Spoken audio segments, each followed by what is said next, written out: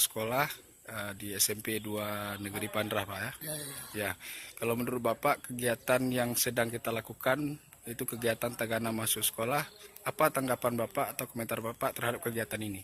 Kegiatan pada Tagana pada hari yang berbahagia ini sangat cocok di daerah di SMP 2 Pandrah, karena mengingat yang dilakukan adalah tentang gempa. Jadi nanti di masa yang akan datang kita tidak tahu, itu ada rahasia daripada Allah. Kemungkinan ada bencana gempa, siswa-siswa kami sudah bisa melakukan ataupun melaksanakan atau menghindari dengan keselamatan jiwanya. Baik Pak, terima kasih. Semoga apa yang kita lakukan ini bisa bermanfaat bagi siswa, bagi guru, dan bagi kita semuanya. Ya, ya. Terima kasih Pak.